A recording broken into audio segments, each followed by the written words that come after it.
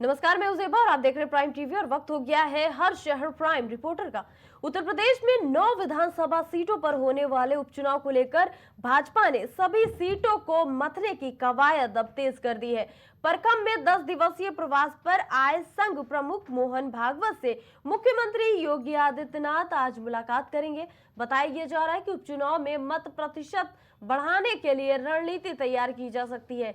हरियाणा विधानसभा चुनाव में जीत से उत्साहित संघ अब यूपी उपचुनाव में भी ऐसा ही फॉर्मूला तैयार करने में जुट गई है।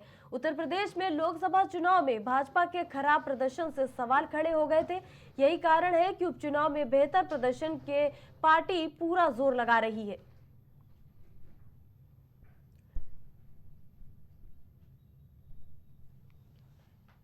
जी बता दें, मथुरा दौरे पर रहेंगे सीएम योगी आदित्यनाथ। उत्तर प्रदेश में लोकसभा चुनाव में भाजपा के खराब प्रदर्शन से सवाल खड़े हो गए थे। यही कारण है कि उपचुनाव में बेहतर प्रदर्शन के पार्टी पूरा जोर लगा रही है कि किस तरह से उपचुनाव में जीत अपने नाम दर्ज की जाए। इसको लेकर सभी पार्टियां जोरों से तैयारियों पर हैं और इसको लेकर सीएम योगी आदित्यनाथ आए दिन दौरे करते नजर आ रहे हैं। आपको बता दें, सीएम योगी आदित्यनाथ का आज फिर दौरा है और आरएसएस प्रमुख से सीएम योगी आदित्यनाथ इस दौरे पर मुलाकात करेंगे। बता दें, मथुरा दौरे पर रहेंगे आज सीएम योगी आदित्यनाथ।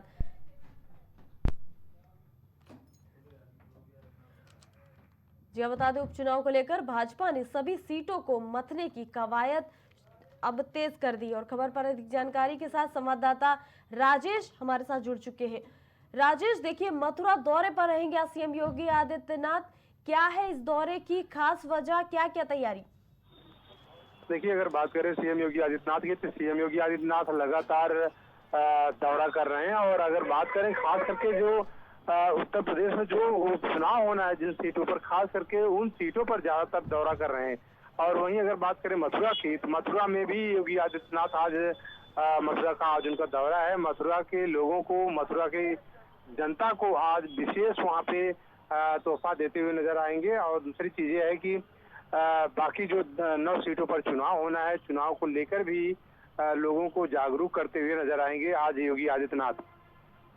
देखिए राजेश, जिस तरह से अभी लिस्ट जारी नहीं हुई थी और अब अचानक उनका मथुरा का दौरा है, क्या लगता है आपको, क्या कुछ रणनीति चल रही है भाजपा की तरफ से? देखिए, बीजेपी की तरफ से जो रणनीतियां चल रही हैं, कहीं न कहीं देखा जाए तो वो बिल्कुल साफ हैं। और आपको बता दें कि जो रणनीतियां बीजेपी की तरफ चल रही हैं, क्योंकि बीजेपी हमेशा एक ऐसा काम करती है कि जितनी भी पार्टियां हैं, सबके कैंडिडेट, सबके उम्मीदवार घोषित होने के बाद ही अपने कैंडिडेटों को घोषित करती है। तो जाहिर सी बात है कि उसको देखते हुए सीएम योगी आदित्यनाथ की भी रणनीति जो है बिल्कुल सभी पार्टियों से अलग है। और अब जो है वो अपने प्रत्याशियों को आज घोषित कर सकते हैं। जी राजेश, बहुत बहुत धन्यवाद खबर पर जुड़ने के लिए। जी बता दें, उपचुनाव में भी ऐसा ही फॉर्मूला तैयार करने में जुट गई हैं सभी पार्टियां। उत्तर प्रदेश में लोकसभा चुनाव में भाजपा के खराब प्रदर्शन से सवाल खड़े हो गए थे। यही कारण है कि उपचुनाव में बेहतर प्रदर्शन के पार्टी पूरा जोर लगा रही है।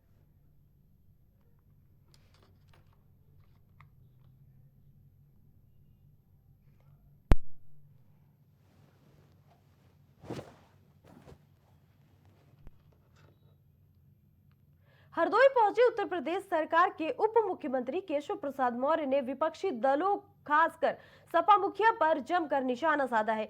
दरअसल समाजवादी पार्टी के अध्यक्ष अखिलेश यादव ने बहराइच हिंसा को लेकर योगी सरकार पर बड़ा आरोप लगाया है। अखिलेश यादव ने कहा कि उत्तर प्रदेश में उपचुनाव होने वाले हैं, इसलिए बहराइच में दंगा कराया गया। उपचुनाव को लेकर बीजेपी वाले घबराए हैं।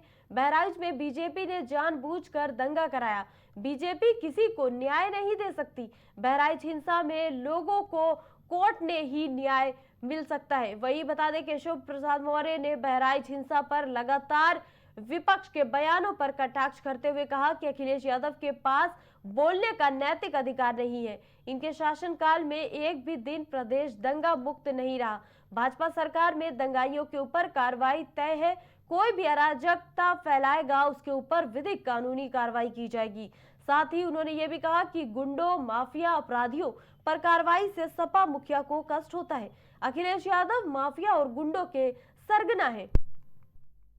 और सच्चाई ये है कि भारतीय जनता पार्टी ने जानबूझ करके दंगा कराया, क्योंकि उनको पता है कि चुनाव आ गया है, किसी भी सवाल का जवाब जनता में नहीं दे सकते हैं। इसीलिए राजनीतिक लाभ लेने के लिए जानबूझ करके भारतीय जनता पार्टी ने दंगा कराया है। और जीरो टॉलरेंस की अगर बात थी तो आखिरकार पर्याप्त पुलिस क्यों नहीं थी, पर्याप्त प्रशासन का इंतजाम क्यों नहीं था, और जो जानकारी में था प्रशासन को उसके बावजूद भी नहीं किया कुछ भी। मुझे उम्मीद है कि न्यायालय से न्याय मिलेगा। कानून व्यवस्था चुस्त दुरुस्त है, क्योंकि जब अपराधियों के खिलाफ, माफियाओं के खिलाफ, दंगाइयों के खिलाफ कार्रवाई होती है तो श्री अखिलेश यादव जी विचलित हो जाते हैं, क्योंकि जिस दिन गुंडे, अपराधी, माफिया, दंगाई सपा का साथ छोड़ देंगे उसी दिन सपा समाप्तवादी पार्टी बन जाएगी। अखिलेश यादव ने कहा है कि भारतीय जनता पार्टी गुंडों और माफियाओं की पार्टी। ये तो आपको भी समझ में आ रहा है कि मैंने कहा गुंडों और माफियाओं के खिलाफ जब हम कार्रवाई करते हैं तो विचलित कौन होता है? श्री अखिलेश यादव जी होते हैं। अगर श्री अखिलेश यादव जी विचलित होते हैं तो स्वाभाविक है गुंडों की पार्टी कौन है? उत्तर प्रदेश की जनता अच्छे से। एक सवाल और है सर, अखिलेश यादव, अभी आपने चूंकि सदस्यता अभियान की बात की, उन्होंने आज सदस्यता अभियान पर भी कहा है कि भाजपा जो है सदस्यता अभियान नहीं, जमीन पर कब्जे अधिक करने का अभियान चला रही है। ये आरोप है अखिलेश यादव का। श्री अखिलेश जी के बारे में बार बार कह चुका हूं, गुंडे, अपराधी, माफिया, भू माफिया, शराब माफिया, नकल माफिया, भर्ती माफिया जितने हैं उनके सबके सरगना है, सरदार हैं। और वो भारतीय जनता पार्टी के बारे में जब कुछ बोलते हैं तो लगता है उनको अपना इतिहास, अपना शासनकाल याद उन्हें नहीं आता है, अपने दल का आचरण याद नहीं आता है। जहां अपराध होता है, अपराधी पकड़े जाते हैं तो उसके पीछे कहीं ना कहीं समाजवादी पार्टी के किसी नेता का हाथ। और खबर पर अधिक जानकारी के साथ संवाददाता अभिनव हमारे साथ लाइव जुड़ चुके हैं। अभिनव, देखिए अखिलेश यादव के बारे में डिप्टी सीएम ने ये कहा है कि जब भी गुंडों और माफियाओं के खिलाफ कोई कार्रवाई होती है तो अखिलेश यादव को बड़ा ही बुरा लगता है। क्या कुछ कहना चाहेंगे, क्योंकि बहराइच पे देखिए बवाल तो छिड़ा हुआ है और उस पर इस तरह के बयान सामने आ रहे हैं। बहराइच में देखिए जब से हिंसा और आगजनी जैसी घटनाएं हुई हैं उसके बाद लगातार पक्ष विपक्ष एक दूसरे पे हमलावर है। ताजा मामला है, देखिए समाजवादी पार्टी के अध्यक्ष अखिलेश यादव ने कल एफआई में कहा, नामांकन के बाद करहल में थी कि भारतीय जनता पार्टी ने ही दंगे करवाए हैं, जब जब चुनाव आता है तो वो ऐसी षड्यंत्र रचती है। जिसके बाद डिप्टी सीएम केशव प्रसाद मौर्य ने अखिलेश यादव को जवाब दिया। उन्होंने कहा कि दंगों की बात समाजवादी पार्टी को नहीं करनी चाहिए, इनको अपने गिरेबान में झांक के देखना चाहिए। सबसे ज्यादा दंगे और फसाद जो है वो सपा सरकार में ही प्रदेश में होते थे। तो देखिए बहराइच हिंसा को लेकर लगातार एक दूसरे से ये दोनों पार्टियां हमलावर है। सबसे भारी पार्टी बीजेपी और समाजवादी पार्टी। सपा के लोग जहां एक और कानून व्यवस्था का फेलियर बता रहे हैं इसे, वहीं सत्ताधारी पार्टी बीजेपी कह रही है कि सपा सरकार में रोजाना दंगे होते थे, हमने प्रदेश में दंगों में काफी कमी लाई है। और लगातार देखिए इस पूरे मामले में यात्रा जो है वो भी लगातार जारी है। अखिलेश यादव ने सरकार को घेरने का कोई मौका नहीं छोड़ा। कल उन्होंने करहल से सरकार पर वार किया और उन्होंने कहा कि सरकार जो है वो खुद ही इस तरह के दंगे करा रही है जिससे कि माहौल बिगड़ सके, और जब जब चुनाव आता है तभी सरकार ऐसा क्यों करती है। क्योंकि इसके पहले भी अखिलेश यादव ने देखिए तमाम जगह सोशल मीडिया पर पोस्ट कर दिया, और इसके पहले भी तमाम जगह अलग अलग बयान जो है वो बहराइच से संबंधित कहे गए। सपा नेता शिवपाल यादव ने भी सरकार को घेरा है। इसके अलावा तमाम बड़े नेता जो भी समाजवादी पार्टी की हैं सभी लगातार सरकार को बहराइच हिंसा के मामले से लेके घेरते हुए नजर आ रहे हैं। जी देखिए अभिनव, अखिलेश यादव ने बड़े इल्जाम लगाए हैं बीजेपी पर। बहराइच में जो बड़ा दंगा हुआ है, एक बड़े विवाद के रूप में देखा जा रहा है बहराइच दंगे को, उस पर अखिलेश यादव ने ये कहा है कि बीजेपी वाले घबराए हुए हैं और जानबूझकर दंगा करा रहे। इस पर इसको खबर को कैसे देखते हैं आप? देखिए बिल्कुल समाजवादी पार्टी ने भारतीय जनता पार्टी सरकार पर ये बड़ा आरोप लगाया। समाजवादी पार्टी ने, उनका कहना है कि भारतीय जनता पार्टी जो है वो खुद ही बहराइच में इतना बड़ा दंगा उसने प्लान किया और जानबूझ के उन्होंने चीजें होने दी। उनका साफ तौर पे आरोप इसको जो समुदाय से जोड़ के उन्होंने बताया और कहा कि चुनाव में फायदा लेने के लिए इस तरीके की जो चीजें हैं वो भारतीय जनता पार्टी कर रही है। हालांकि ये बहुत गंभीर आरोप सपा अध्यक्ष ने वर्तमान सरकार और पार्टी के भाजपा पे लगाए हैं, और लगातार भाजपा भी इसका जो जवाब है वो भी अखिलेश यादव को दे रही है। उनकी सरकार में किस प्रकार दंगे हुए, किस प्रकार लॉ एंड ऑर्डर बिगड़ा, उन तमाम बातों को लगातार डिप्टी सीएम समेत तमाम जो बीजेपी के बड़े नेता है वो अखिलेश यादव को जवाब देके बता रहे हैं लगातार। जी अभिनव, बहुत बहुत धन्यवाद इस खबर पर जुड़ने के लिए।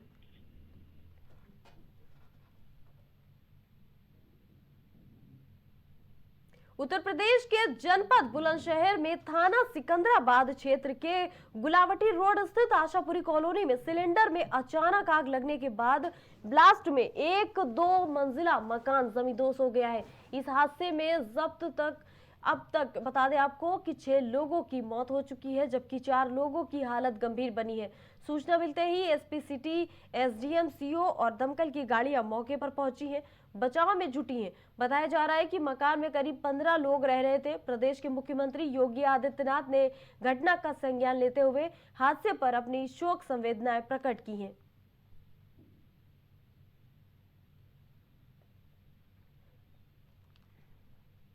जी बता दें, बुलंदशहर में जिस तरह से ये विस्फोट हुआ है बड़ा ही आश्चर्यचकित है, क्योंकि 6 लोगों की देखिए इसमें मौत हो गई है और 2 लोग घायल हैं।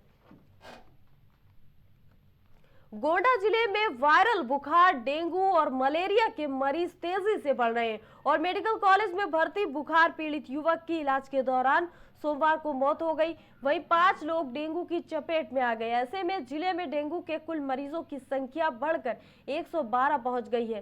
सीएमओ कार्यालय के कंट्रोल रूम से डेंगू संक्रमितों की निगरानी की जा रही। वहीं मेडिकल कॉलेज में फिजिशियन डॉक्टर राकेश तिवारी ने बताया, बदलते मौसम के कारण वायरल बुखार, डेंगू और टाइफाइड के मरीजों की संख्या बढ़ रही है और ओपीडी में आने वाले 70% मरीज बुखार से पीड़ित हैं। खबर पर अधिक जानकारी के साथ संवाददाता भूपेंद्र तिवारी गोंडा से लाइव जुड़ चुके हैं हमारे साथ। भूपेंद्र, देखिए डेंगू का कहर हर तरफ देखने को मिल रहा है। बात करें हम गोंडा की तो 112 संख्या पहुंच गई है डेंगू की और एक मरीज की मौत तक हो गई। क्या कुछ अभी तक की अपडेट्स है आपके पास? देखिए, बिल्कुल जिस तरीके से डेंगू का प्रकोप जिले में फैल रहा है, अगर देखा जाए तो अभी 5 जो है मरीज जो कल मिले हैं और एक जिसमें से एक की मौत भी हुई है। और जो गोंडा के अगर आंकड़ा की जाए तो गोंडा में अभी डेंगू के मरीज जो है वो 112 मरीज पाए गए हैं। अगर देखा जाए वही तो जो ओपीडी चल रही है तो अस्पतालों में जिला अस्पताल हो या छोटी सीएचसी हो जहाँ पर ओपीडी चल रही है, अगर वहाँ पे जो पेशेंट आते हैं, जो मरीज आते हैं, लगभग 70 से 80% ऐसे मरीज आते हैं जो सिर्फ बुखार से पीड़ित होते हैं। ऐसा अगर देखा जाए तो जिले के लगभग जितने सीएचसी है, मेडिकल है और जिला अस्पताल से लेकर जितने अस्पताल है, सब में अगर मरीज आ रहे हैं तो ज्यादातर मरीज डेंगू से परेशान आते हैं। इसको देखते हुए प्रशासन की तरफ से गोंडा डीएम नेहा शर्मा और स्वास्थ्य विभाग की टीम के द्वारा इसकी व्यवस्थाएं तो की गई है। डेंगू को अलग अलग वार्ड बनाए गए हैं, हर अस्पताल में डेंगू के वार्ड बनाए गए हैं। लेकिन अगर देखा जाए तो जिस तरीके से मौसम का बदलाव हुआ है, मौसम बदल रहा है, इसको देखते हुए जो डेंगू का प्रकोप है, जो बुखार का प्रकोप है, वो कहीं ना कहीं बढ़ता दिखाई दे रहा है। जी देखिए, जिस तरह से मौसम बदल रहा है, वायरल बुखार, डेंगू और मलेरिया ने बहुत इस वक्त जोर पकड़े हुए हैं। अगर हम बात करें तैयारी की तो अस्पताल प्रशासन जो है गोंडा में वो किस तरह से इसको लेकर तैयारियां करे हुए हैं और कितनी जल्दी मरीजों को इससे राहत मिले, इसकी क्या कुछ तैयारियां हैं हॉस्पिटल्स पे? देखिए, अस्पताल से तैयारियां तो की गई है। देखिए, अगर देखा जाए तो अस्पतालों में डेंगू वार्ड अलग बना दिया गया है, उसके लिए व्यवस्थाएं की गई है। लेकिन अगर बशर्ते जिस तरीके से गोंडा डीएम नेहा शर्मा का सख्त आदेश था कि हर गांव में दवा का छिड़काव होना चाहिए और वहां पे दवा का वितरण होना चाहिए, लेकिन वो सुचारू रूप से इनका चल नहीं पाया। क्योंकि अगर देखा जाए तो ग्रामीण क्षेत्र जो है, अधिकतर अगर देखा जाए तो ग्रामीण क्षेत्रों में केवल इनका जो दवा छिड़काव था और जो दवा वितरण का कार्यक्रम था वो केवल हवाई ही रह गया और खाना पूर्ति ही हुई। अगर देखा जाए तो अगर सही तरीके से जो ग्रामीण क्षेत्र है अगर उनमें सही तरीके से दवा छिड़काव और दवा वितरण होता तो शायद तो डेंगू के प्रकोप से जो मरीज निकल रहे वो कहीं ना कहीं कम निकलते। वहीं अगर बात की जाए तो जिस तरीके से गोंडा डीएम नेहा शर्मा का सख्त आदेश था कि हर गांव में, हर मजरे में दवा का छिड़काव होना चाहिए और दवा वितरण होना चाहिए, लेकिन उसके अगर देखा जाए तो उसको सिर्फ खाना पूर्ति के ही तौर पर काम किया गया है। अगर देखा जाए तो अधिकतर जितने 112 पेशेंट निकल के आए, अधिकतर जो मरीज निकल के हो जो ग्रामीण है, ग्रामीण से ही निकलकर मरीज सामने आए हैं। जी देखिए, बात करें हम सीएमओ कार्यालय के कंट्रोल रूम से तो ऐसा कहा जा रहा है कि वहां से भी संक्रमितों की जो निगरानी है वो बड़ी ही सक्रियता के साथ में की जा रही है, इस पर क्या कहेंगे? देखिए, बिल्कुल जिस तरीके से सीएमओ कार्यालय से दिशा निर्देश जारी होते हैं, दिशा निर्देश तो जारी हो जाते हैं, लेकिन दिशा निर्देश जारी होने के बावजूद भी जिस तरीके से इन लोगों को काम करना चाहिए वो इनका रवैया अगर देखा जाए तो जिस तरीके से ग्रामीणों में अधिकतर देखा जाए तो जो ग्रामीण है दवा छिड़काव से लेकर और दवा वितरण तक ऐसे बहुत सारे गांव पड़े हुए हैं अभी भी जहां पे ना तो दवा छिड़काव किया गया है ना दवा वितरण किया गया है, लेकिन इनका स्वास्थ्य विभाग के टीम के द्वारा जिस तरीके से फरमान जारी कर दिया जाता है, लेकिन वो फरमान हवाई में ही रहता है। और जिस तरीके से डिप्टी सीएम ब्रजेश पाठक बार बार ये दावा कर रहे हैं कि जो स्वास्थ्य महकमा है वो बिल्कुल चाक चौबंद रखा गया, लेकिन अगर देखा जाए तो गोंडा का जो स्वास्थ्य महकमा है वो कहीं ना कहीं डिप्टी सीएम के आदेशों की धज्जियां उड़ाते दिखाई दे रहा है। जी, बहुत बहुत धन्यवाद भूपेंद्र आपका इस खबर पर जुड़ने के लिए।